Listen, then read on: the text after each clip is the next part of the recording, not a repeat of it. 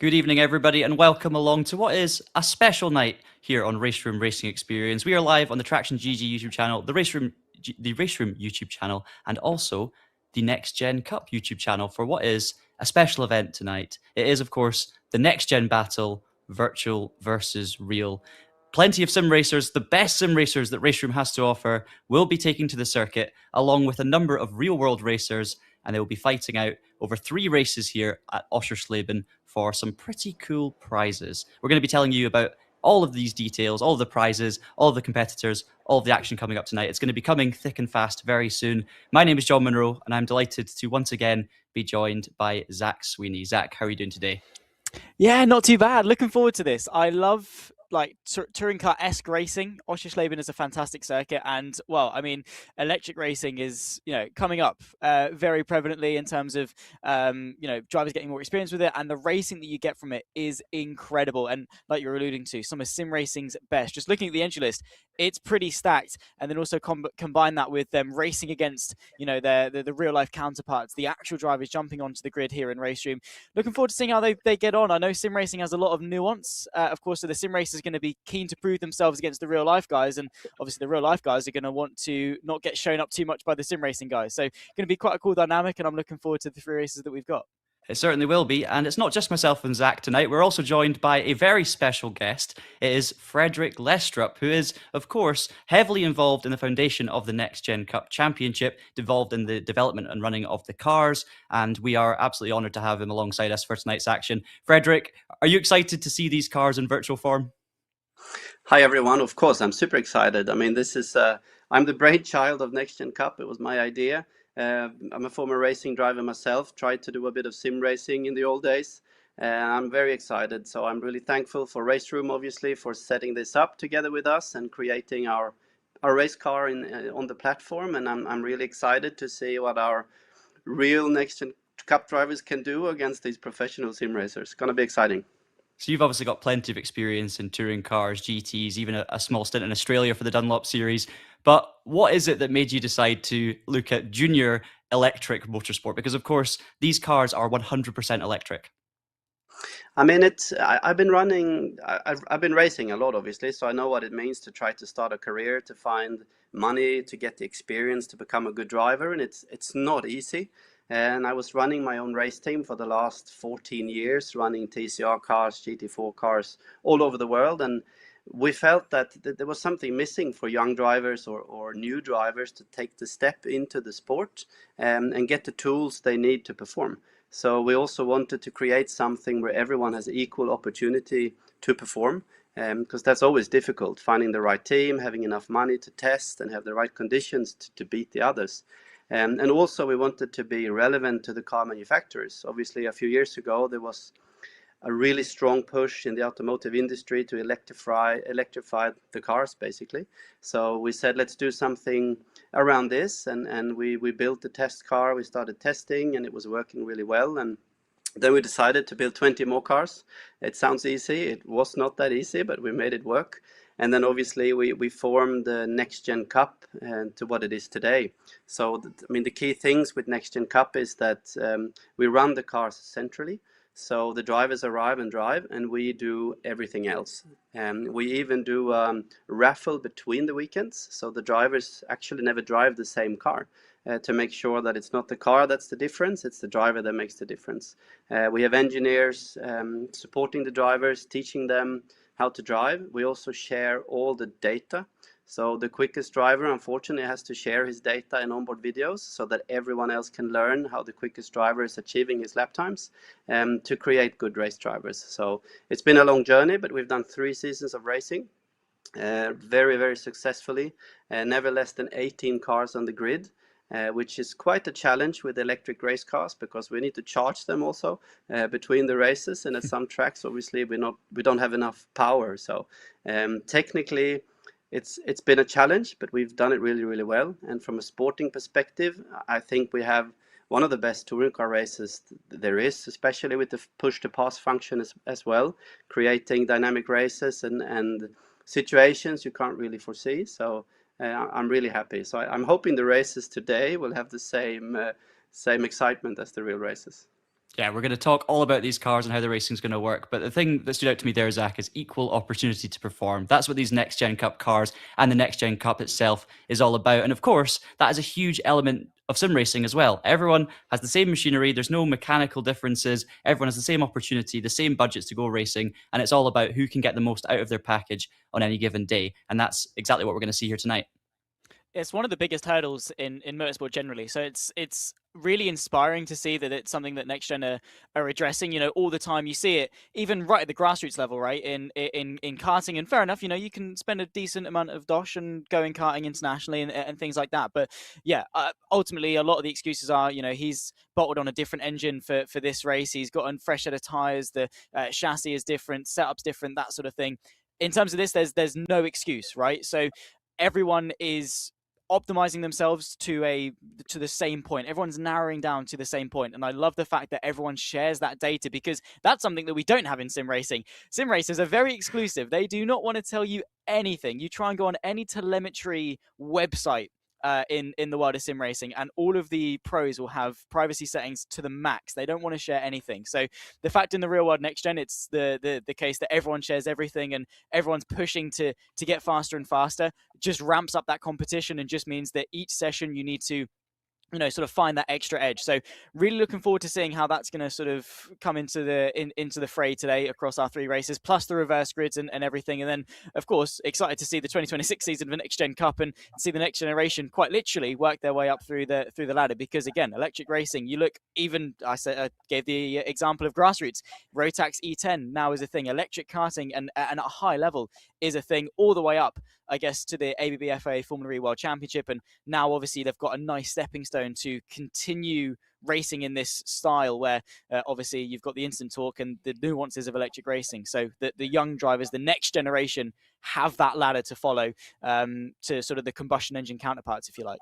Well, let's tell you a little bit more about the car itself. The LRT Lestrup Racing Team NXT1. It is based on a Mini Cooper, so it looks a little bit like a Mini Cooper SE. Of course, 100% electric, producing around about 190 horsepower roughly for most of the lap. There is, however, as Frederick alluded to, a push-to-pass system. So twice per race, drivers will be able to prime a push-to-pass system and then use it at a chance where they feel they can make an opportunity work in terms of an overtake or maybe to defend, and they will have 5 seconds of an additional 60 brake horsepower, which takes the car up to 250. It's going to definitely affect the speed into some of the slower corners here at Oschersleben. It's a tight, twisty, technical circuit, but this push-to-pass system, Zach, will, I'm sure, promote some overtaking. Absolutely. I mean, Oschersleben in of itself, right? You take it at face value, it's quite challenging, right? The opening corners, turn one, that sort of combined G braking.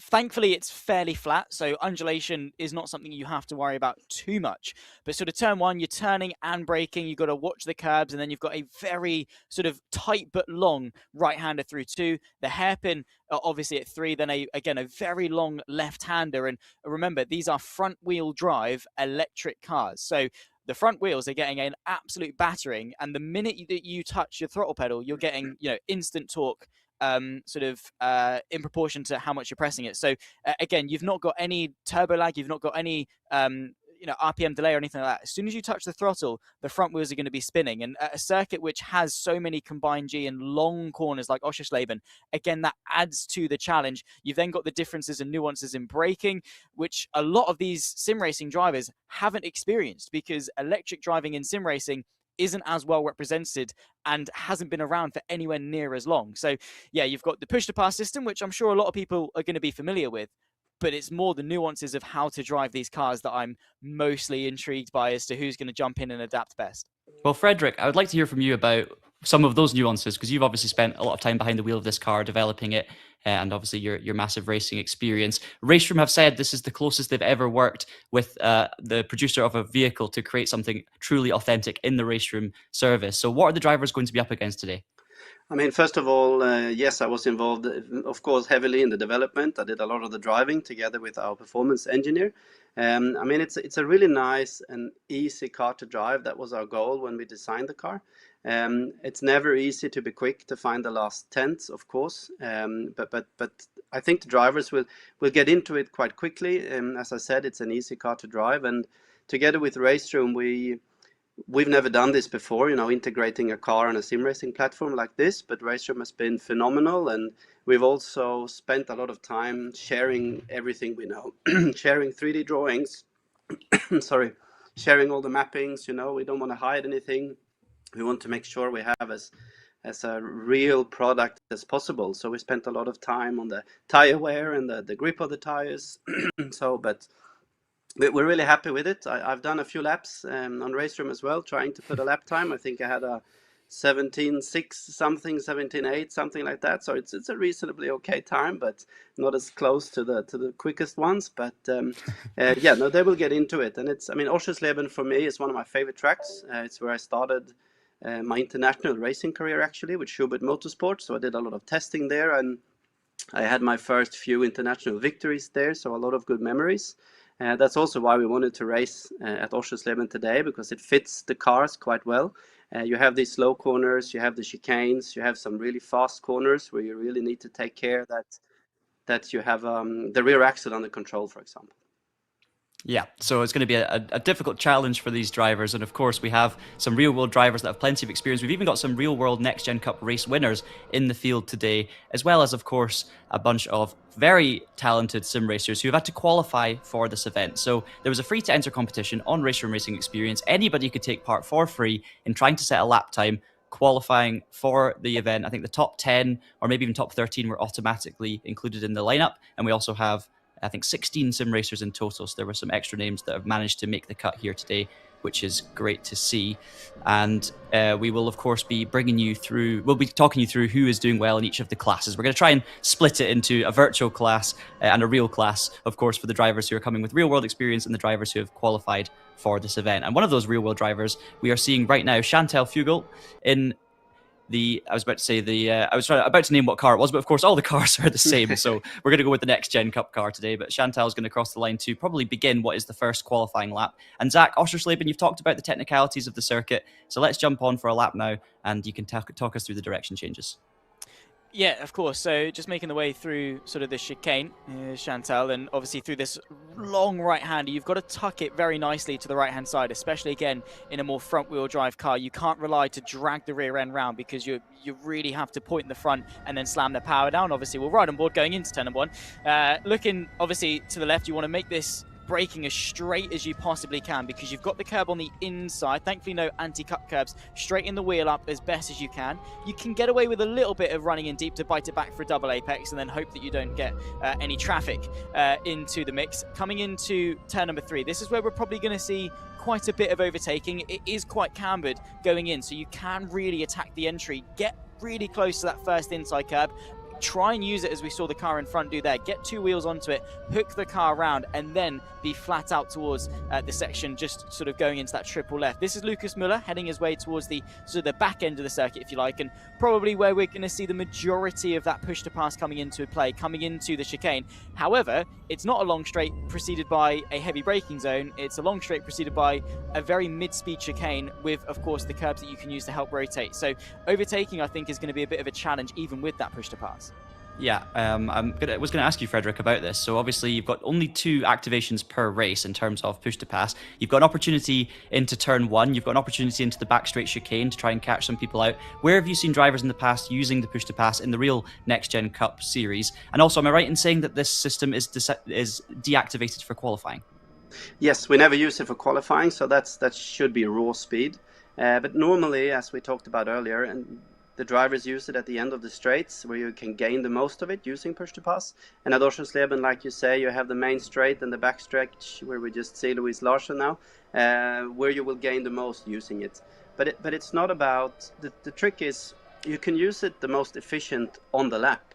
But the problem is, when do you want to use it? Where are you in traffic? What position are you fighting for? So I remember with new drivers, we always discuss this. Okay, where is the best place to use it? But the question is, when is the best time to use it?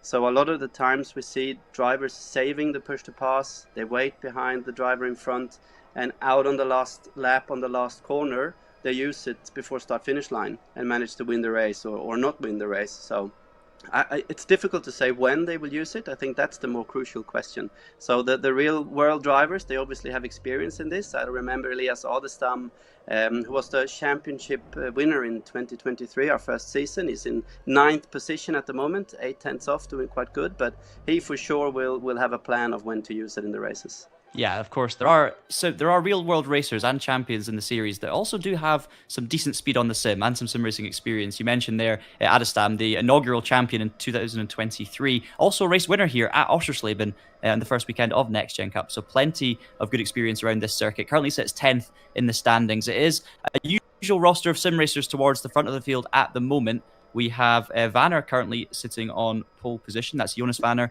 the German, ahead of Moritz Lerner. And our fastest qualifier, which is Alessandro Ottaviani, the #1 ranked Italian race room player. Ottaviani, one of the favourites for sure going into this event, currently sitting a couple of tenths, though, off of the pole position. Bo Dixon, our only British entrant, comes into 4th there, 2.5 tenths off pole, and a 1:44.55. Then you've got Roche, Hasse, Shari, Hielhout, Gronewald, and Vlistra rounding out your top 10 for the moment. We're going to be interesting to see how these real-life racers with a little bit less sim racing experience get on, Zach. Because as you know, if you jump into a sim for the first time, you're not an experienced sim racer. There are so many new elements to get used to, no matter how well you actually know and understand the car you're driving. I mean, what worries me, guys, sorry to jump in, what worries me now is making sure they have a lap time at qualifying. We've got 4 minutes to go, and some of our real-life drivers hasn't managed to put a lap time in yet, so they need to make sure they have a lap so that they qualify for the race. Maybe they take advantage of track limits too often in real life there. Sorry, Zach. No, as well, just on the point of sim racing nuance, race room, as soon as that clock strikes 0, that's it. There's no, you've made the last lap as well. So they really have to manage their time well, because in 3.5 minutes, regardless of whether or not they're on the best lap Oschersleben has ever seen, the session is going to be over and that's going to be called. So yeah, time management, very, very important. And again, building on the point of sim racing nuance as well, these real life drivers, I'm sure, because, again, next gen, a lot of these guys are, on the younger side, they probably have got quite an extensive amount of sim racing experience, but predominantly they're in real life, where they've got the G-force, where they've got everything moving underneath them, they've got the sounds and the feeling and the adrenaline. And when you move into a sim, you lose all of that feedback. And as good as race room is in terms of dialing in that feedback, giving you that response through the wheel and the pedals, it is going to be quite a shock for these drivers. Whereas the sim racers, it's their bread and butter. They know exactly what the car is telling them at any given point. And I'm not going to say it's not surprising that we've got sim racers, basically dominating the majority of the field, but these guys know what they need to do, especially, when you've got drivers like Moritz Lerner, Lucas Müller, Alessandro Ottaviani. Moritz Lerner was representing Mouse at the Esports World Cup, quite literally the highest level of sim racing that you can do. Lucas Müller, a regular in race room, was the runner-up in the FIA Formula E Accelerate Championship as well. So he knows, again, that electric nuance that he needs to dominate a championship. So I don't think it's surprising in the slightest that we've got the sim racing drivers, sort of dominating their domain. If we then flip this on its head and we had an exhibition race in real life, it probably would be the real life guys that mix it up. But yeah, right now with 2 minutes left to go, it's Vanner from Lerner and Müller, with German 1, 2, and 3. Well, in terms of our real life I'm quite racers, sure sorry. I'm quite sure we will see quite a big improvement on the real-life drivers. Obviously, I know Chantal, for example, she hasn't done a single lap, I think, before this. So she's doing actually quite good. They're in P21, 1.3 seconds off at the moment.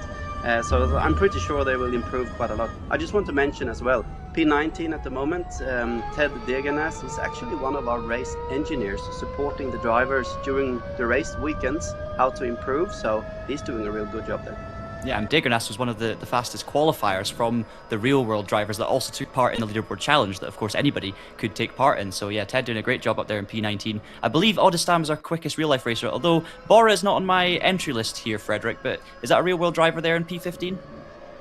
No one that has joined us. Nope. Okay, I was guessing by the Swedish flag, because we do have a lot of Swedish real-world entries, whereas a majority of the sim racing field is dominated by German entrants, so I wasn't sure there. But it does look like Adestam then is our top real-world racer, with Vanner, Lerner, Müller making it an all-German top 3. The Germans going well on their home circuits. As we watch Ted Degernas come across the line now, will he jump up from P19? He does indeed, up to P17, up alongside Adestam on that row of the grid. So great stuff there from Degernas. He'll be delighted to be getting one over on some of these real-life racers that he will, of course, be engineering for, as we now see him enter turn 1. But he will not get another lap time in, of course, as Zach alluded to, once the clock hits 0, that is the session over. You cannot finish the lap you're on. So the likes of Stan Vistra, who's on just starting a new lap now, 14th will be the best that they can manage, and we'll have to see if anyone can squeeze in a lap with 20 seconds to go. It would be nice to see where Ringo Jensen is at the moment. He obviously hasn't managed to put a lap time in yet, but if he is on a flyer or if he is not managing to put a lap in. Yeah, so Ringo Jensen is Sid Jensen's twin as well, if I'm correct. So yes. The two Jensen twins, it'll be a battle of the siblings here today. Currently sitting 23rd is Sid, and as you say, Ringo's still not getting a lap in, and I think the timer hitting 0 probably won't manage to now. Indeed not. So that's going to sort of spell the end, although they are still going round, so not entirely sure as to what's going on there. I mean, I have to say, though, I'll be honest, I'm incredibly impressed with the real-life drivers, right? You know, some of them are mixing it up with the pros, and Oschersleben is quite a technical circuit, so to have the top 19 within a second is incredible, especially with, like Frederick was saying, limited prep time. To be within a second of some of the best sim racers in the world, just like that, is incredible to see. That obviously I know they're familiar with the car and the circuit. I think it's probably a testament to the development work of this car that the driver's transition from real to sim has been so seamless. Yeah, absolutely. I really hope so. Yeah, we're going to be getting ready to go very, very soon. There's not a big wait time on Race Room. So just very quickly, Frederick, for the start procedure, I believe you press I'm getting my words mixed up. Press the push to pass button before you launch, and you will activate a form of launch control. So these things can get off the line pretty quickly. Exactly. So you press the brake pedal, you push the push to pass button, and then you have two graphs in your dash. You see your throttle pressure, you see your throttle, your brake pressure, you see your throttle pedal, to try to find the best mix there, not to have wheel spin, and you have full torque. And yeah, let's go soon.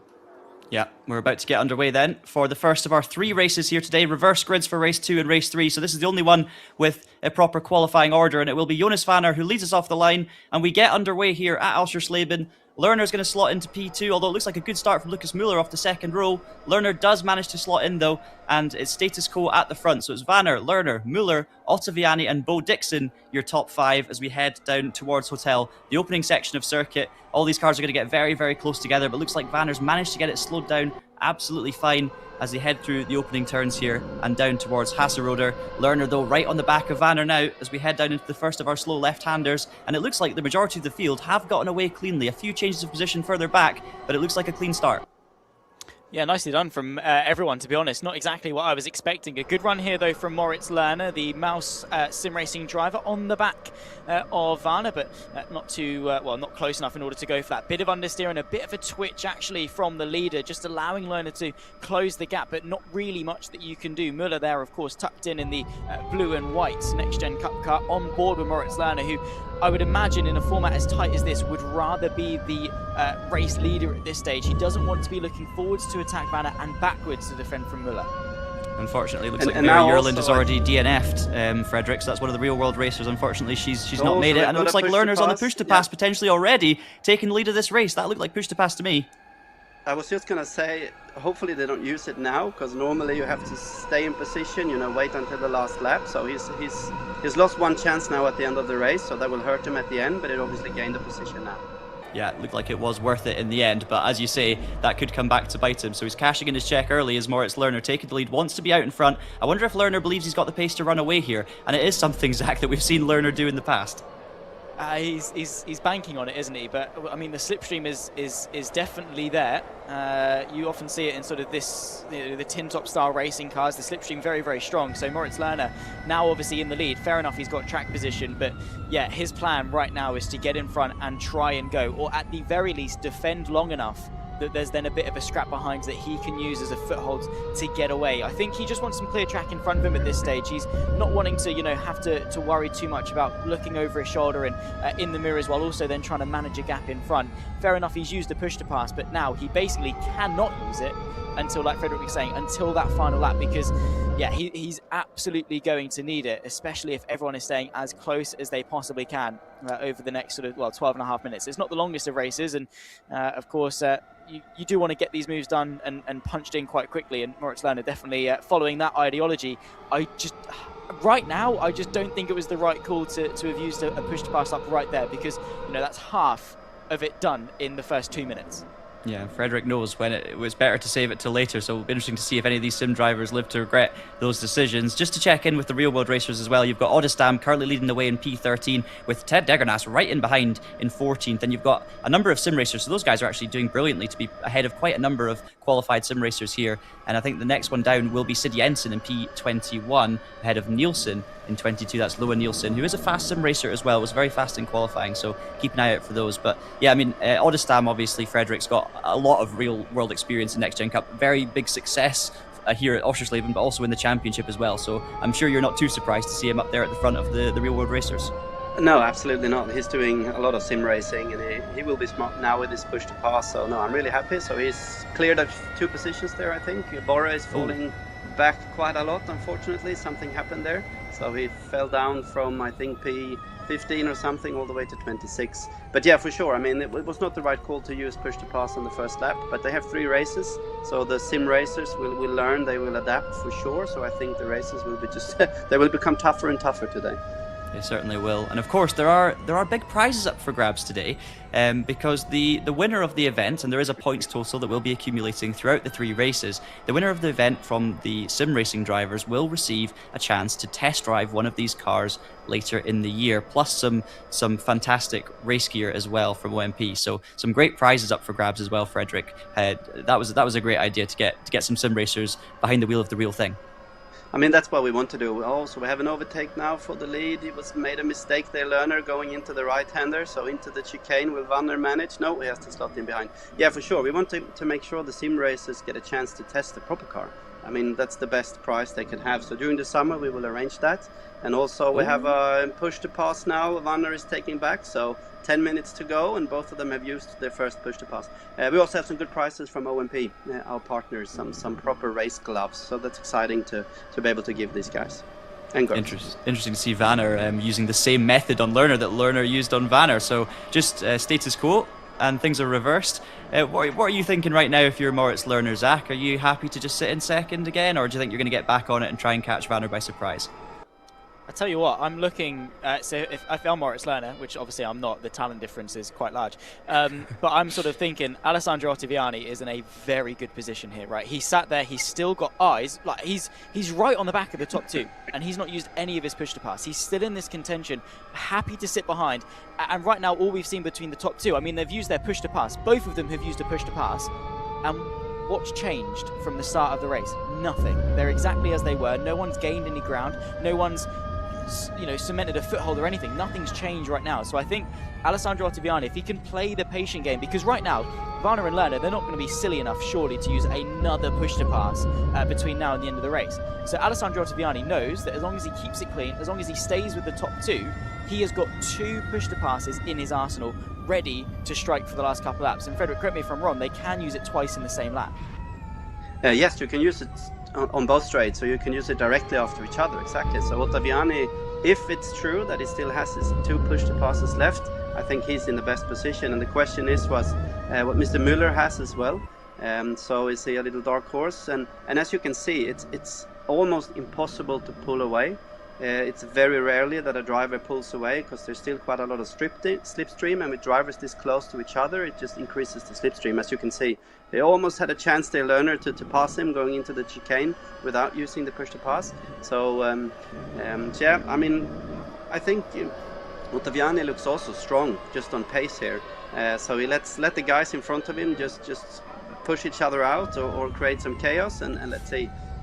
Lerner going for the inside move on Vanner. Müller, meanwhile, on the inside of Ottaviani, gets the elbows out and is going to squeeze the Italian towards the outside. Lerner will still run side by side with Vanner down the main straight here, but it looks like Vanner is going to hold on to the lead for the time being. Müller's got a great run, though, on Lerner after all of that. I'm not sure what the stewards are going to think. We do have some live stewarding taking place at the moment as well to make sure things are staying fair. So it's not as if this is a free-for-all here, but we do have 5 sensational sim racers here, covered by a second in the top 5 of this race. You've got fastest qualifier Ottaviani in there with 2 push-to-passes potentially. You've got Vanner and Lerner, 2 of the greats, as well as Müller, who's also a top 15 ranked driver in the German world of race room as well.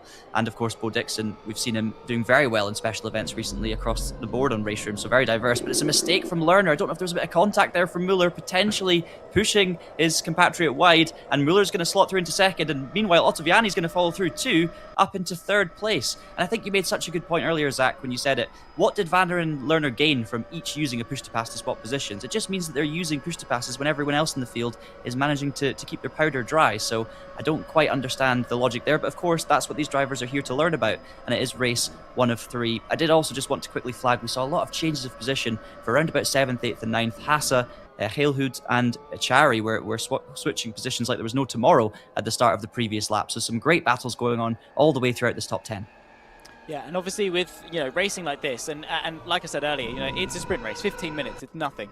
There is such an element of strategy. Obviously we have that push to pass, but with the slipstream being this close, with the field being this close, track position incredibly important. Chantal Fugel down the inside, potentially through the chicane, trying to get through on the Swede of Nielsen. Can't quite pull that one off as a bit of a battle between the real world drivers ensuing. Chantal Fugel, unfortunately, sort of sandwiched between 2 cars, Nielsen in front and Seifert behind, able to settle into that. But yeah, I mean, you battle too hard at one point. It's hard to pull away. It's equally hard to catch back up on pure pace. So, when you've got Müller, Vanner, Ottaviani, Lerner and Bo Dixon all sort of happy to sit, nose to tail, they've been able to pull a nice bit of a gap. Groenewold, 2.3 seconds clear of Florian Haase.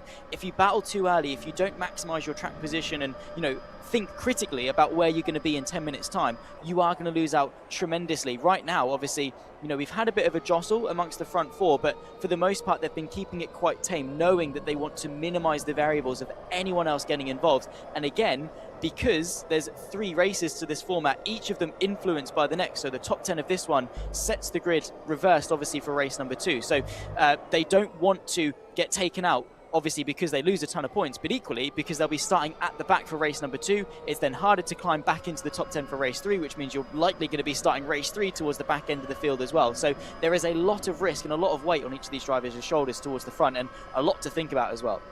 I mean, the best thing Müller, Vanner and Ottaviani can do at the moment is just to keep racing in this pace and pull away from Lerner behind them. They have got a big gap, so they can actually help each other now to pull away and then fight amongst each other basically in the last lap. So we only have 5 minutes to go, so it's not so many laps to go. And Ottaviani, again, he's really strong at the second half of the racetrack, especially in that fast chicane and in these last corners. So here you can really brake late, try to dive, but obviously that will compromise your exit. Ottaviani chooses to, as you can see, he's got really good mid-corner speed there, Ottaviani. Yeah, definitely can carry it through that final corner. I think Ottaviani is sitting in a very strong position. I mean, we know how good he is. We know how calm he is under pressure as well. So I would not be one bit surprised if Ottaviani finds himself further up the field than P3 by the end of this race. But we'll have to wait and see. It is, of course, Müller who currently leads. It was a bit of an audacious move earlier we saw down the inside of Ottaviani. We need to see a replay to really apportion too much blame either way, but it looked like Müller was definitely bullish with the move down the inside. Now it's going to be Müller on the defence, though, from Vanner, so we'll see how these two deal with this. And Ottaviani, of course, squeezing in behind Vanner. A little bit of contact on the front, using the front bumpers of these LRT NXT ones to get through the corner. And they do pull miraculously well out of the corners, actually. I did find when I was having a little shot earlier, you put the foot down, and it's amazing how much grip you actually get out of the front tyres here, Frederick, to actually pull these cars around. Absolutely, and remember, we're using a Hankook semi-slick tire, so we use the same tire in wet and in dry, actually. So we don't have a big tire wear, so the car and the lap time is actually very consistent through a qualifying session or a race. So a really good tire, actually developed for the car, so really happy about that. Looking at the real life racers, we've got the twins, Sid and Ringo Jensen, in 20th and 21st place, so they're Ringo has made a good job. He started last, didn't put a lap time in, so he's up to P20 at the moment. That's really well.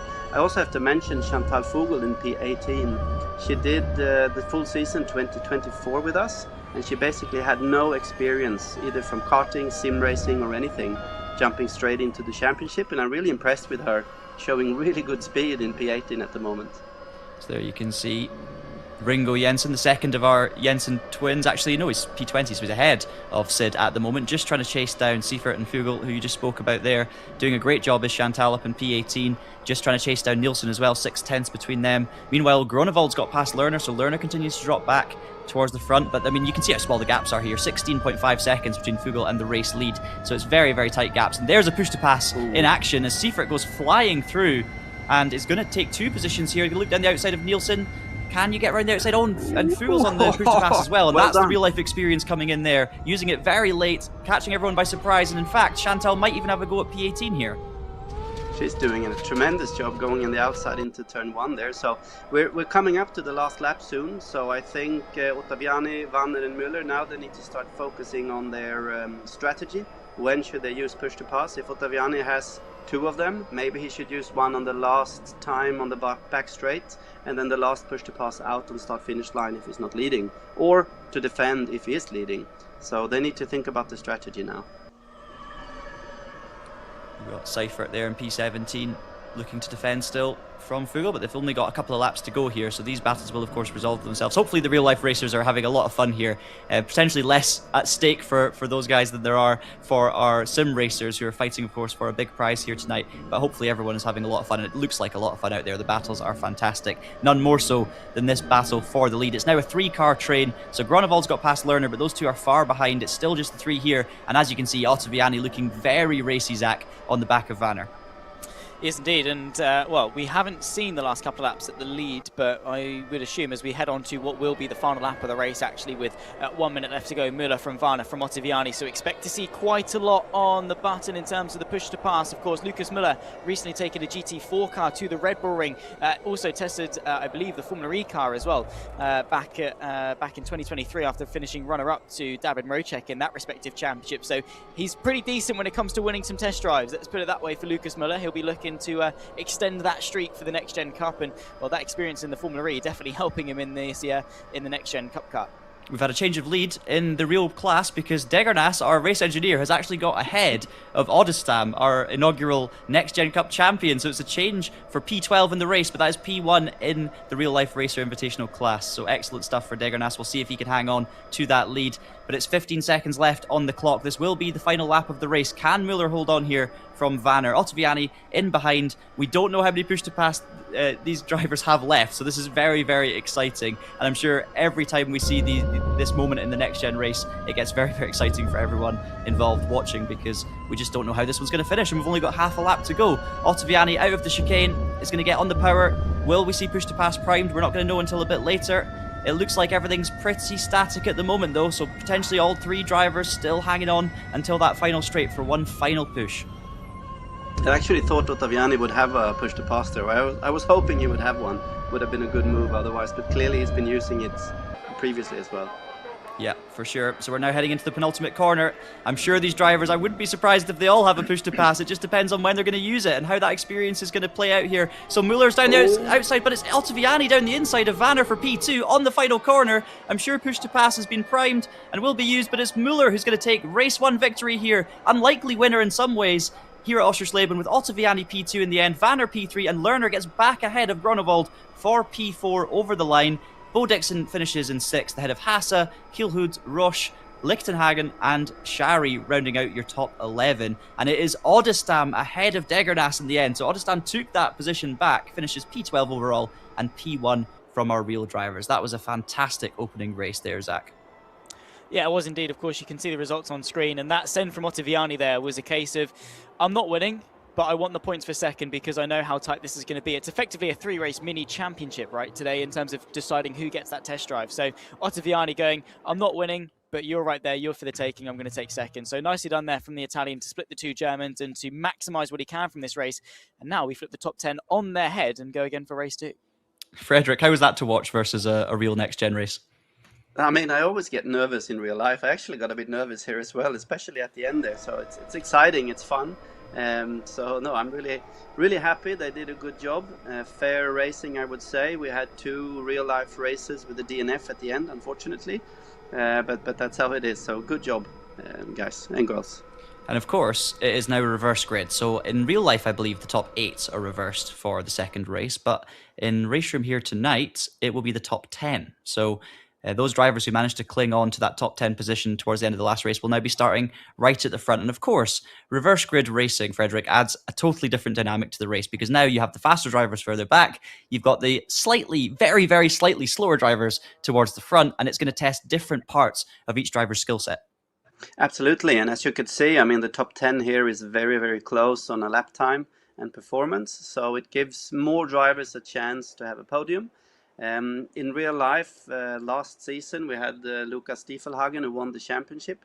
He managed to do, I think, 7 victories in a row, and remember, starting every second race then with reverse grid on P8. So he managed to drive through the field and win the races. So it is possible to drive through the field, and it creates just a lot of good racing. That's a lot of overtaking needed, but we are underway then with this second race here, and it's immediately a good start for our pole position sitter, which is Lichtenhagen.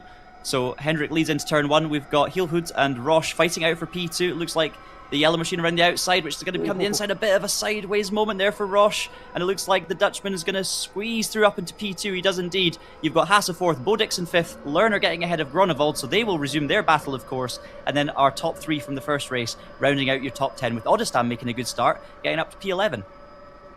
Yeah, nicely done there from Oddestam. Of course, didn't quite make the cut in terms of making the reverse grid threshold. We would like to do that for race 3, and it would be nice to see, of course, the real life drivers making their way sort of towards the sharp end of the field and seeing how they mix it up. But right now, Lucas Müller, Ottaviani, Varner, our top 3 from race 1, not making any progress just yet. And this reverse grid race is going to add an extra element, an extra layer to the strategy in terms of when you use that push to pass, because for Müller, Ottaviani, Varner, they need to get through the field before that field then starts to spread out. They might need to sacrifice one of their push to passes in order to make that happen, just to make sure they're in the conversation before we start to see this top 10 split up into their respective packs. So if this was a real life race week, and obviously our engineers would have had a chat with the drivers, they would have gone through the races and talked about where they used push to pass, where can they use it more efficient next time. We don't have that possibility now. There's some really good fighting going on there in the back chicane. But obviously some of the drivers will probably have the same or similar strategy as in race 1. Oh, using a lot of curves that hurt the exit. Oh, look at this. It's Oddestam down the inside of our race 1 winner, Müller. So Oddestam not hanging around, moves up to P9, gets the elbows out. They both lose a place in the process, I should mention. But Oddestam doing an awesome job to mix it, not only with the sim racers there, but our race 1 winner. I mean, he wants to reach P10 for sure, to have pole position for race 3. That's his goal. Change of lead as well. Roche takes the lead, and Lichtenhagen's dropped down to P3 there. I'm not sure if that was a couple of push to passes from our new lead 2, of course, with Heelhood's up to P2 there. I also wanted to flag that it looks like Seifert's dropped towards the back early on in this race, and Fugel, after a great race 1, unfortunately finds herself down in P23, so a little bit of work to do there. But yeah, I mean, great stuff side by side as well from Vanner and Ottaviani. Speaking of Ottaviani, he's now up to P7 as well, battling away with Groenewold, so trying to break away from that Vanner pack. But of course, Moritz Lerner in P6 is also going to be one to watch. Moritz very fast in practice, very fast in qualifying, and led early on, so I wouldn't be surprised if Lerner makes his way to the front as well.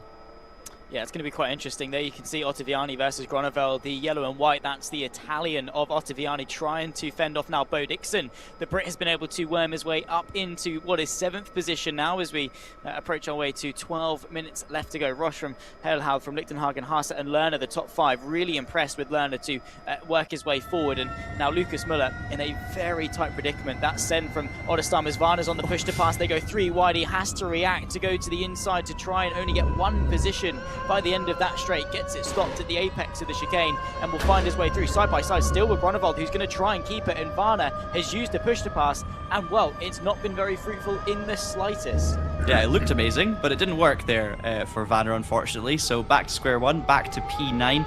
Just want to shout out another driver we haven't mentioned much, Maxime Dacker, the German in P14 currently. That is our vice champion from last season in the Real World NXT GEN Cup, a 3 times race winner, and also a winner at Oschersleben last season. So it looks like the previous NXT GEN Cup Oschersleben winners are doing the best of the Real World drivers at the moment. But Degerdas is looking now on the back of Müller. And of course, I mean, that's actually Dacker we're looking at now. So it's Dacker defending from Degerdas, Müller up ahead, I should say. And they're going to make a little bit of contact through turn 1. The train pushes through the Swede, and Degerdas now takes P2 in our real-world class from Dakar, but this one isn't over because Max seems going to have the inside for the left-hand hairpin at Hasseröder. Down the inside now and makes that one stick. So now it's going to be all about Ree versus Degernas. Ree, a sim racer with maybe a bit more experience on race room, so will we see that come into effect? So the question is Adestam. He's got 7/10 around to reach P10, so Adestam needs to push and find a bit of speed here to reach P10 to have pole position for race 3. Yeah, and obviously a mistake or an accident could happen as well up in front. So as long as you stick in around P11, do your best to not lose a position and try and chase down those in front, you can always hope for some sort of issue. And with the feistiness we're seeing from these drivers, it has been majority clean, but don't be surprised if we see fireworks later on because the intensity is only going to get hotter. And now you can see there a change of position it looked like for P3 or just a use of push to pass or something because there was some movement there between Hasse and Lichtenhagen. But it is Roche who leads the way at the moment. And then it's Gilhut, Hasse, Lichtenhanger and Lerner are top 5. Yeah, I mean, you're very right in saying that the pressure is only going to ramp up because obviously the drivers will have a look at the rulebook and they'll know as they send to the inside. I think that was Ottaviani on the inside of Moritz Lerner in the fight for 5th position on board with the Falcon Sim Racing Dutch driver of Hale Hal as he pursues the race lead. But the drivers are going to know how many points they've got. They're going to now start to piece together, okay, end of race 2, this is what I need to do into race 3 if I want to, still get that prize of the test drive in the summer. So that's then really where we're going to see the elbows out because for the sim racers, they've been to the stewards plenty of times before. They're not going to get many opportunities to drive a real life race car in the world of sim racing, albeit those opportunities are becoming a little bit more abundant. They're going to want to maximize it. So we are going to see very aggressive, very punchy driving towards the end of race 2 and definitely throughout the entire duration of race 3. At the moment though, it's all about the Roche Express. This goes all the way back to P10 of Chari. I was going to ask you, Frederick, about car setups here, because of course all the cars are run by your race team, so it's all fair and the cars switch around. But do the drivers have a little bit of flexibility in terms of the setup choices they can make? Yes, so we have a fixed base setup, so we want the cars to be equal, like we talked about before, equal performance. But to fine-tune the car to the driver's style, they can adapt the tire pressure in the rear. They can also change the damper setting in the front and rear. With a few clicks plus or minus, so that they're limited. They can also change the brake bias, of course, but these changes are more than enough for the driver to adapt it to the driving style. So I think in race room we have exactly the same parameters that you can change actually as we can in real life. I'm also keeping a bit of an eye on P22 to 24. Sid Jensen, Daniel Varverud and Chantal Fugel, all real world racers. They're fighting quite hard for the last positions there in the field as well.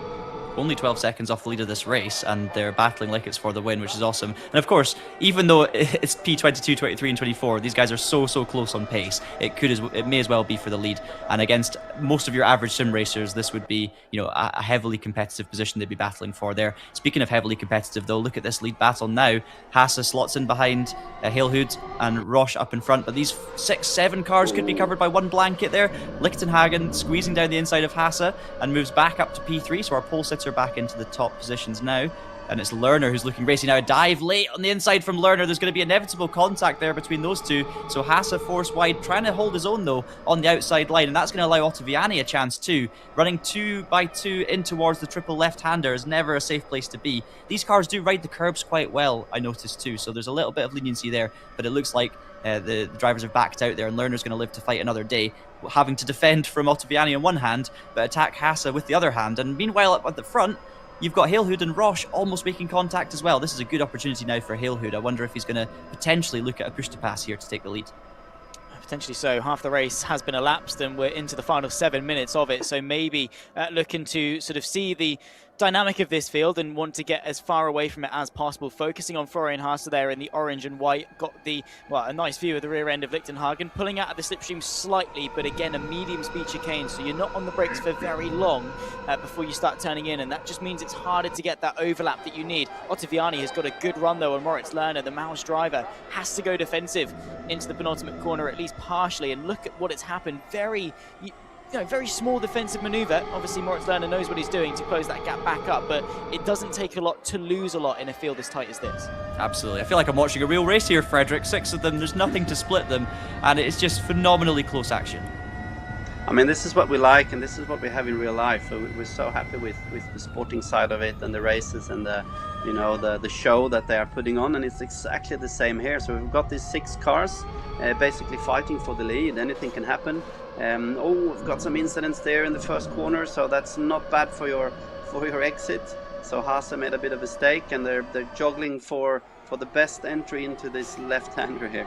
Yeah, Ottaviani squeezed the outside there with a bit of contact with Lerner, who was also squeezed himself by Lichtenhagen. And I think Ottaviani's about to lose out to Grunewald potentially, or is that Vanner actually coming through to P6? So another split here in the train, and this is what it's going to be like for the remaining 5 minutes. These drivers in 5th and 6th are going to want to try and make a bit of progress pretty soon, but that's exactly what they're trying to do, and it doesn't always work, as Ottaviani continues to run side by side, continues to make contact with Vanner. Grunewald down the inside now moves up to P7, and we're going to see Grunewald, I'm sure, appearing in the mirror very soon. In fact, there he is on the right-hand side, through the window, and Ottaviani's going to be forced over the curb.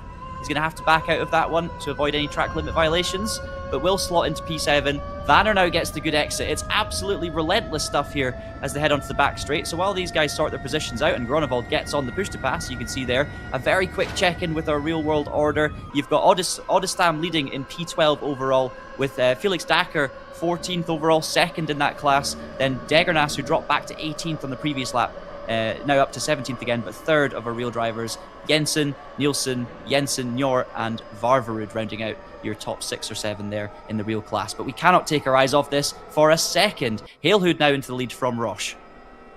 I mean, it's just quite intense, isn't it, to be honest? Ottaviani just not getting even a moment to breathe. He's got Grunewald in front. He wants to find a way through. The Italian will pull out to the left-hand side. Also in front, you've got Lerner versus Lichtenhagen in the battle for 4th position, but the Italian will go through, trying to send it the long way around, though. What a move this could well be from Grunewald. He's got to get it checked up, though, by the time he reaches the apex, and that's going to swing the momentum back in favour of Alessandro Ottaviani, but not for very long. It's too much of a distance for the Team Vitality driver to hang on to, having to go defensive from Varner as well, so putting it in the middle of the circuit, hoping that Grunewald goes in deep, and that means that Alessandro Ottaviani can get underneath him through turn number 3. That's not going to go his way. Meanwhile, Lucas Müller, after the contact with Ardestam earlier on in the race, is back into the top 10, now onto the rear end of his main, I guess, championship rival, event rivals, if you like, of these fast sim racers in front of him.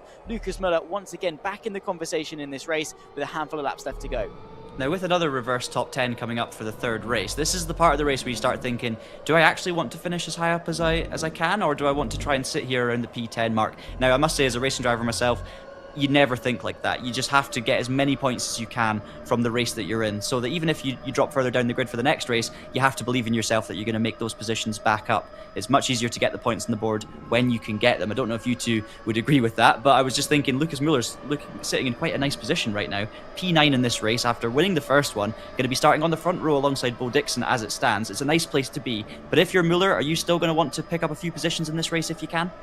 I mean, from experience, it's so tight. Trying to be smart with your positions for a reverse grid is difficult. So many things can happen, and if you try to be smart, normally you end up in a position where you just lose out, and you lose instead of gaining anything. So, and we've got some push to pass usage in the back, and Ottaviani was passed by Müller, I think, right?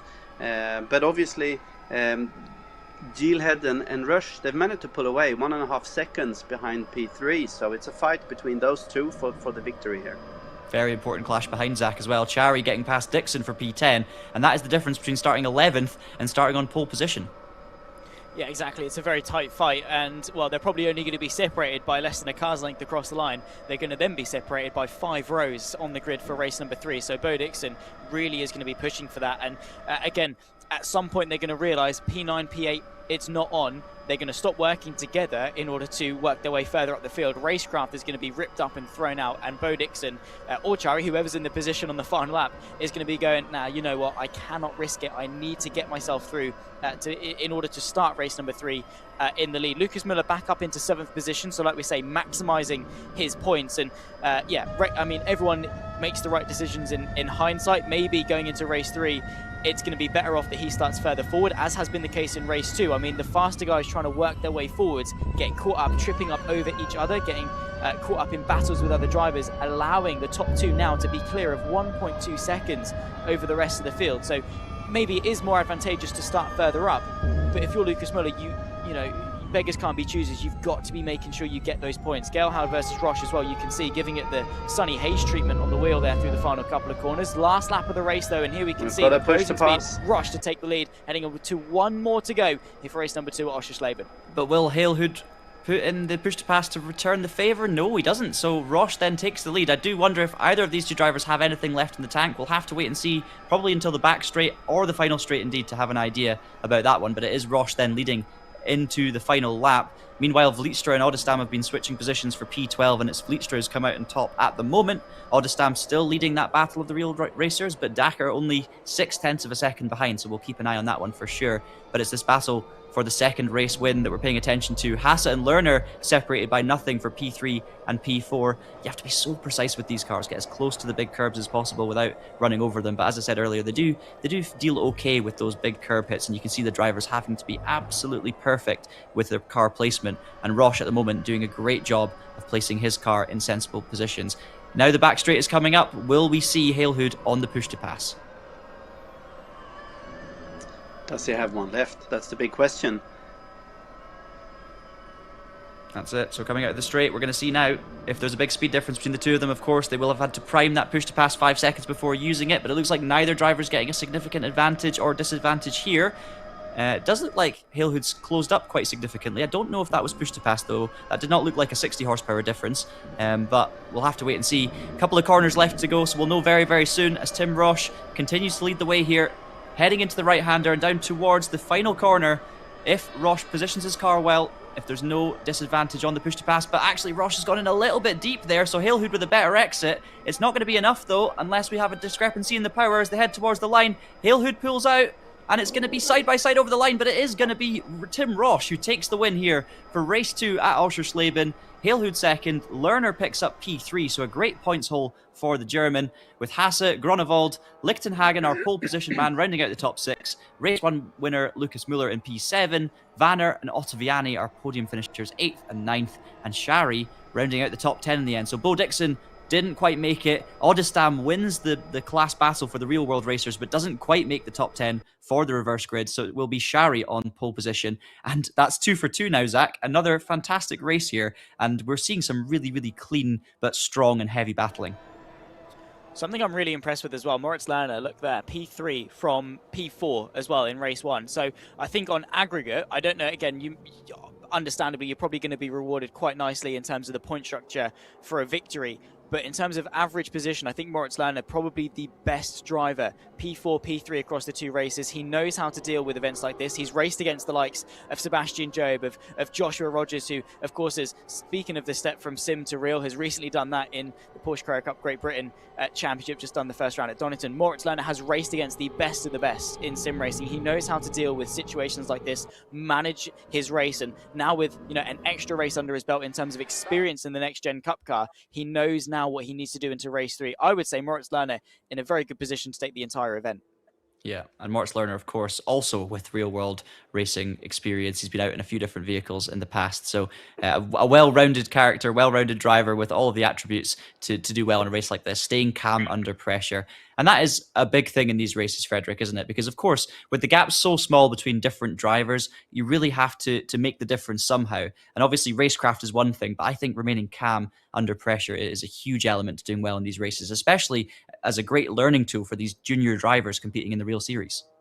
I mean, racing a proper racing championship, either if it's sim racing or in the real world, you need to have self-confidence and you need to be able to focus. Obviously, smallest mistake, we saw that on some drivers in race 2 here. You make a small mistake, you're a little bit too early off the brake pedal, a bit too quick into the corner, then you will have understeer and you will mess up your exit and be overtaken. So it's really important to keep you cool, like you say, not just over the lap and your braking points and apexes, but also in traffic, to don't be stressed if someone's chasing you or so on.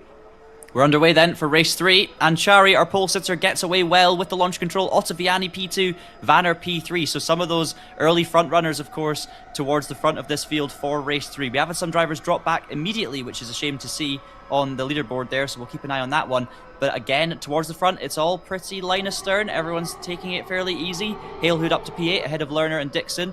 but Lerner will not have liked that start. Dropping down to the P9 would have been good to get up a few positions, but instead Lerner is now battling for position 8 actually, as he moves further forward once again. But they're side by side for the lead, and Ottaviani now squeezes through on Shari. Now this is the thing, we know how much pace Ottaviani has. Vanner and Muller also have that sort of pace. Shari maybe a couple of tenths away, so if Shari can essentially act as a blocker here, Ottaviani may just have a chance to run away with this one. Yeah, really clever driving there from Ottaviani, just to say, you know what, I need to be punchy on this opening lap, because we know how difficult, we've said it 10 times already this stream, how difficult it is to break the slipstream in this car. If he can get through, and he's already pulled out a couple of car lengths, if he can get through and then hope that Chari can, like we say, be a bit of a roadblock for those behind, it's going to play nicely into Ottaviani's hands. Maybe not necessarily to give him plain sailing for the rest of the race, but to allow him to burn off some time, to minimize how much push to pass he's thinking about using, and then to get himself into a very nice position in this race. Flying through, though, is Florian Haase, swapping positions with Lichtenhagen. I definitely saw a push to pass there, which again, on this opening lap, in terms of not seeing too much positional change, it just means that they've used up half of their allowance. They've got 13.5 minutes. They need to be so sparing with how they use it. Ottaviani, though, will end the opening lap in control of the field from Chari, Vanner, Müller and Groneveld, the top 5. Frederick, I have a question for you. If you're Ottaviani right now, would you be getting on the push to pass? We actually see him doing exactly that, because if Shari doesn't quite have the pace of Vanner and Muller, this is a chance for Alessandro to break that slipstream. And if this was you, would you be burning both of these to try and get that second gap?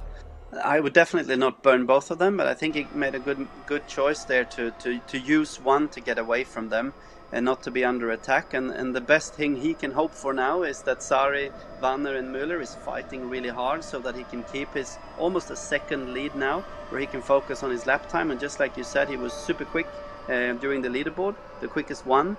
So if they don't disturb him and they disturb each other, I think Ottaviani has a really good chance here to keep this gap and to take a victory that we all, I think, expect him to do. On board the front bumper of Jonas Vanner in P3, and there is Shari looking defensive. I mean, Shari's keeping up a good pace, to be fair, only 8 tenths off the back of Ottaviani, and that is with the push to pass to bear in mind as well. So Patrick, the Hungarian, holding his own.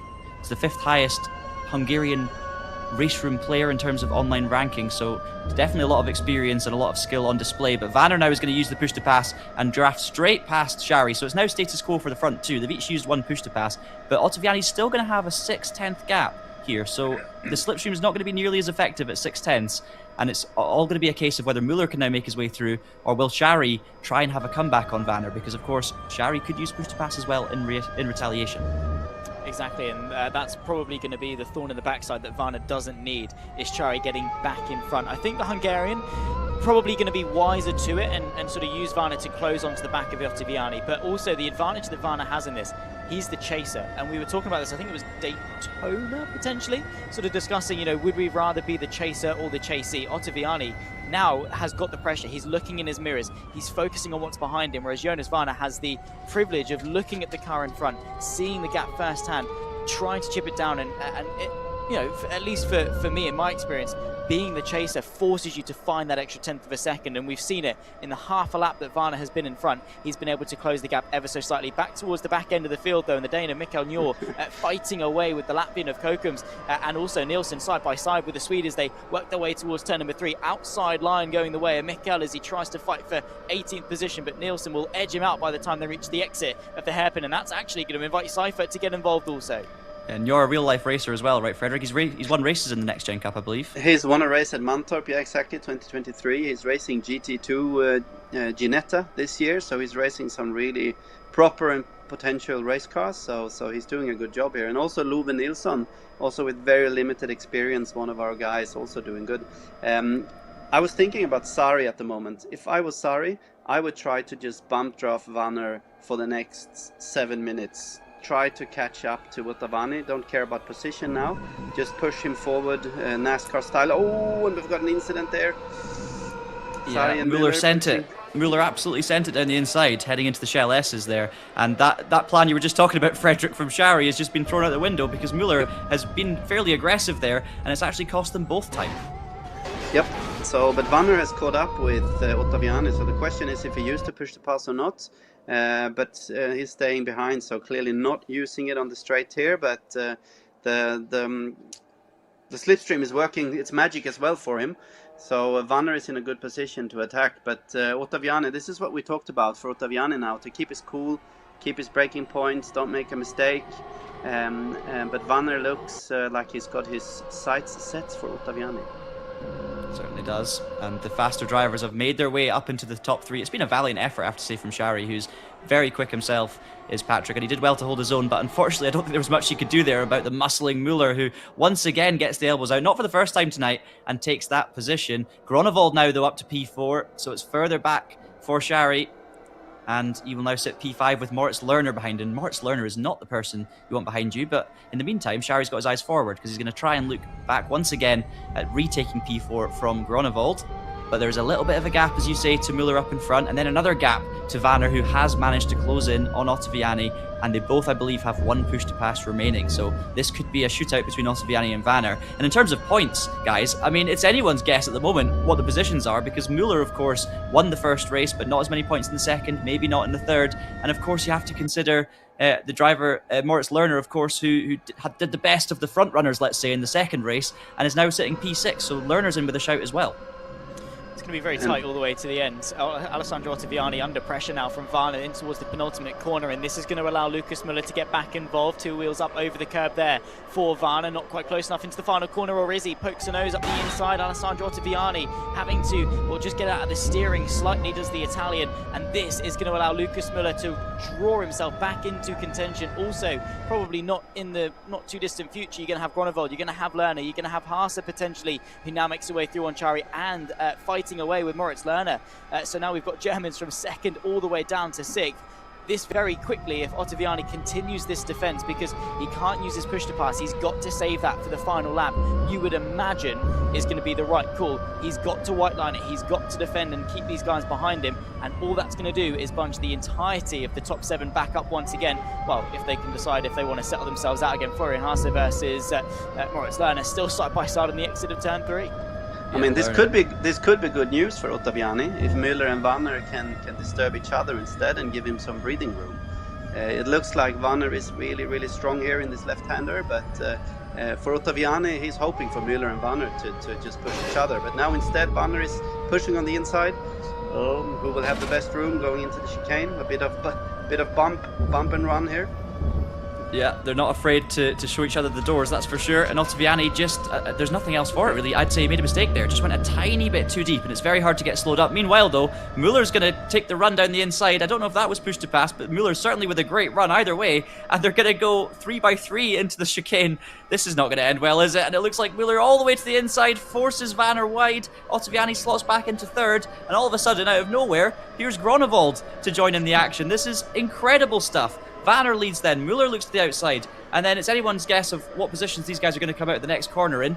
Heading into the final corner now, Muller's going to settle in, Ottaviani holding his own in P3. A little bit of a bump from Gronewold, but they remain as they were, and all of a sudden Haase, Lerner, Shari, they're not far away. All 4 of these guys holding each other up. This is epic stuff.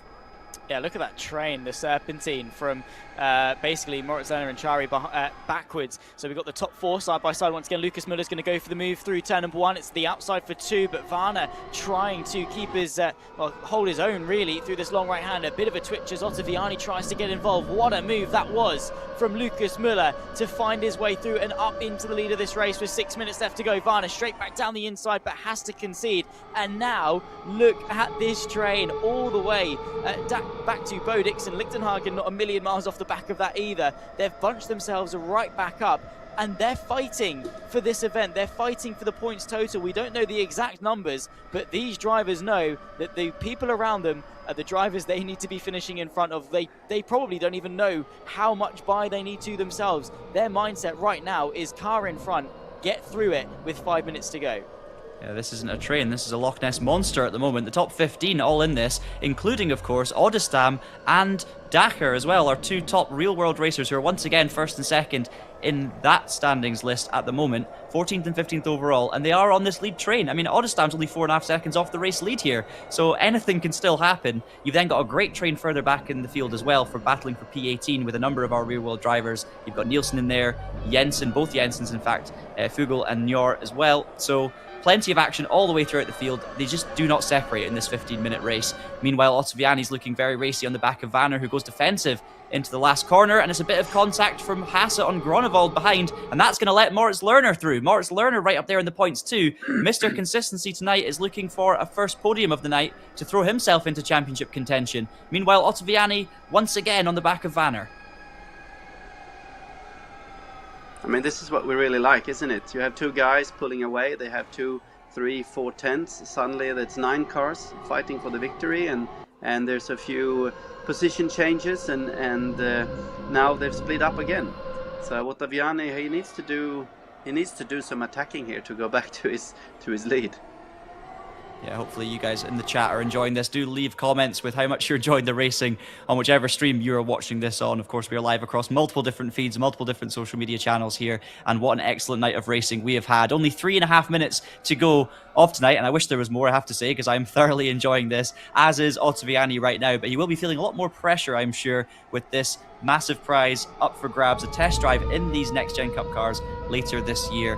And it looks like Müller, Vanner, Ottaviani, and I would say probably Lerner are the favourites at the moment. But I'm not going to say anything too strongly on the championship standings until we get official word, because I don't want to create any sort of false hope there. But those drivers have been, it has to be said, Zach, the quality of the field so far. I think that was almost the expectation. I mean, looking at the entry list, you've got Ottaviani, who's a regular on Race Room, is a very good driver just generally. Lucas Müller as well, who we see all the time at the sharp end of the Race Room ranked events, and across sim racing, Lucas Müller is remarkably quick, and he knows what it takes to win championships on this platform. Moritz Lerner as well, who again has been there, done that, got the t-shirt, winning at the highest level and winning test drives in real life cars. And for these sim races, we know how inaccessible real racing can be. They have to grab all of these opportunities when they can get them, because with how tight sim racing is, it becomes that much harder to get these opportunities, to win these opportunities. They want to get themselves into the real car. They want to experience the adrenaline themselves and showcase what they can do.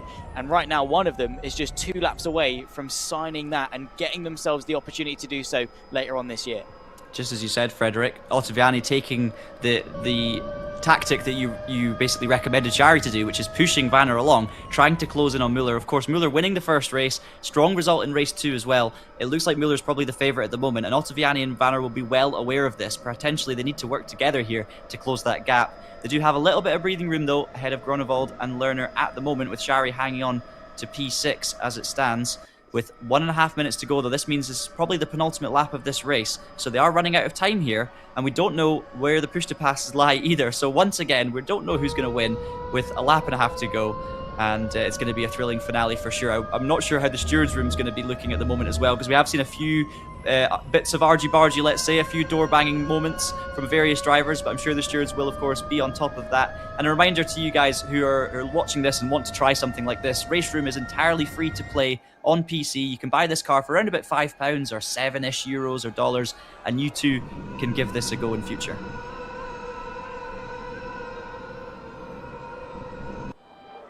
Yeah, it's well, a car. I mean, again, just on the topic of Race Room being so accessible, I mean, we talk about it all the time, and it's such a good sim. And again, in terms of these real-world opportunities, we had the DTM Esports a couple of years ago. We had the Rocket Racer Star Formula 4 Esports Competition UK hosted on this. Race Room do such a good job of hosting these very accessible leaderboard events that you can jump into, and I'm sure that's going to be the case in the future. So definitely get yourself onto it if you want to be involved in racing. That, as we can see, looking backwards from Lucas Müller, who onto the final lap of this race, John, he's got about 3/4 of a second back to Alessandro Ottaviani. He's got to hang on to it, but as we know in the proceedings of this race thus far, 7 tenths does not guarantee you anything. But look at that fight behind third position. Yeah, you're absolutely right. 7 tenths doesn't guarantee you anything, but I tell you what, I'd rather have 7 tenths than 2 tenths at this stage. So I think it's looking very good for Müller as it stands. You've also got a change in the lead for the real world racers as we look at Groenewold here, who's holding off Hailhood for P6.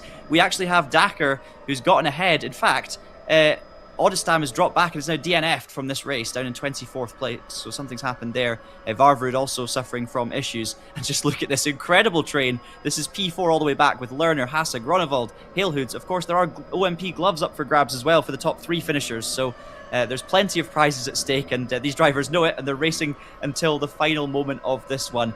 But it is, of course, Muller, who leads at the moment. Muller looking very, very good at the front of this field with only a couple of corners to go. He's still got 6/10 on the Italian Ottaviani, who's actually just made it through to P2 ahead of Vanner. So Ottaviani sneakily on the back straight takes that second position. Vanner, of course, now will likely have push to pass for the final straight. So we maybe will see retaliation here from the Italian. In fact, Vanner's in P2 at the moment, so we'll just have to see what happens out of the final corner. It looks like 4/10 now is the gap to Muller, but it's going to be enough for the German. He's going to hang on here through the final corner, and I do believe Muller is going to take the race 3 win here, second win of the night. It's been a fantastic night for Lucas Muller, and he does in fact take the win. Vanner P2, Ottaviani P3, and then it's Lerner, Groenewold, Hasse, Halehood, Shari, Roche, and Bo Dixon, your top 10, with Dakar finishing 12th position and winning the real world racing class for today. Second place in that class goes to Fugel, a great recovery, P17 overall in that one as well. So we've had a few different winners, but it looks like Lucas Muller, I mean, just nailed the racecraft in that one, it has to be said, Frederick, and to be honest, just outsmarted the competition. Exactly, I think he used push to pass at the right place at the right time, and he was lucky also that Vanner and Ottaviani was fighting there during the last lap, so he had a bit of a breathing room going into the last corner.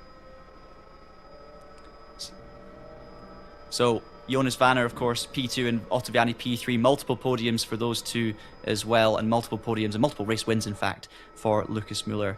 Fantastic stuff. And I've really enjoyed my broadcasting debut with these Next Gen Cup cars. I mean, they produce exciting racing, but it's not just the lap-to-lap racing, it's also the overall story, because you just don't know who's going to win these races until the last minute. And that's not through anything false. That's just through these cars being so good for close, tight-knit touring car racing.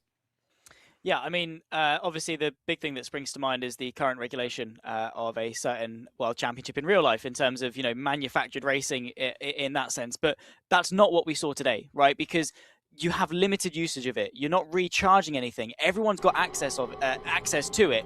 So, the racing is strategical. You've really got to think about it, position your car in the right way. And as we can see, Lucas Muller was the best at it in race 3. Yeah, he certainly was. And Frederick, obviously, this is your first chance to watch proper competitive racing in these cars in a sim as opposed to real life. So, just sum up the experience from your perspective, because that's something a little bit different for you.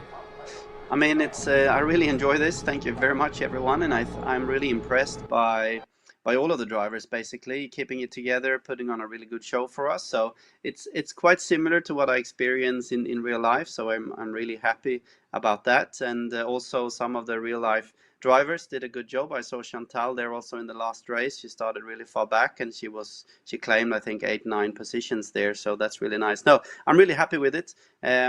Good fighting, and you can really see that these sim racers fighting up there in the top, they have experience. They don't push each other off. They don't make any big mistakes, and it's always difficult when you're in a big group of cars and trying to find that little gap and trying to defend at the same time. And of course you will make mistakes, and we saw exactly that in some occasions, and some really nice late braking and overtaking. So I mean, I'm super impressed, super happy. Well done by everyone. And as you are the main man behind the Next Gen Cup, Frederick, I'd love to have a little bit of insight, if you can, as to what we can expect for this series going forward. What does 2026 look like in the world of real-world Next Gen Cup racing? Yeah, exactly. We haven't announced our calendar and the plans yet, but we have something really nice in pipeline. So we will announce very soon. There will be some changes. The format will be the same. The cars will be the same. But we will make some changes, and we will announce as soon as possible. I'm eager to announce, but we have some more things to clear, and then we will send it out in the open world. Excellent stuff. And you'll have to keep an eye on more race room events in future. We, of course, have another special event coming later in this week. Zach, it's all coming thick and fast in the world of race room. And a reminder, as I said in that third race, guys, if you watch this and you want to take part yourself, you want to have a go in these cars, you can purchase this car on race room. The sim is free to play. The car itself costs around about £5 or €7 or dollars, and you can do a little bit of this racing with all the push to pass and stuff. But it'll be interesting to see which of these drivers will carry over and take on the special event in a couple of days. It's a busy week for the top level performers on race room, Zach. Yeah, no, exactly. Lucas Muller, we're sort of expecting to be at the front end of that. He was doing it the last one I was there for, at least at Bathurst, fighting with the likes of Tamas Ribeiro and Bo Dixon, who again is a regular we see at the sharp end. And fair enough, we see some familiar names at the front of Race Room, but the entire community, it's amazing. I mean, earlier on in the year with Daytona hitting record numbers in terms of people attending the special events. I mean, as you can see in the background, I'm building my rig today, so I might be jumping on a couple in the near future. Let's put it that way. Looking forward to the future of Race Room in 2026, and again, from strength to strength. And like I was saying briefly in Race 3 as well, is probably one of the leading sims in terms of partnering with these championships, in terms of getting involved, getting stuck in with the real world stuff, and providing the opportunities for sim racers to jump in for a test day, and in some cases even having the opportunity to go all the way and get fully funded seats and things like that. So if you are watching this and you're sort of on the fence, you lose nothing for trying, and you might win a lot for giving it a go. So jump yourselves in and drive quickly, and you'll probably find yourself either getting some prizes or, doing quite well, maybe jumping into the real car.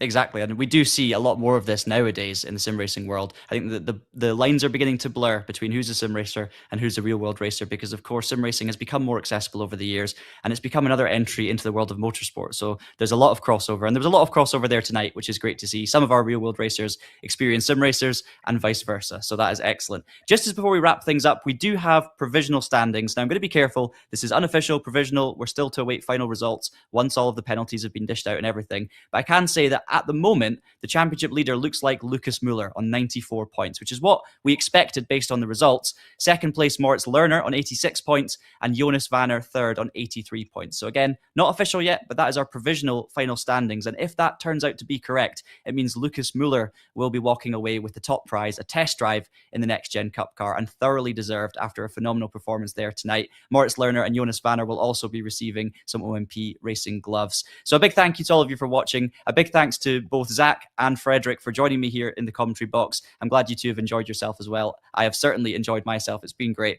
Thanks to all of you who watched. Thanks to all the drivers who took part. And we hope to do this again soon. For myself and everyone else here, it's good night.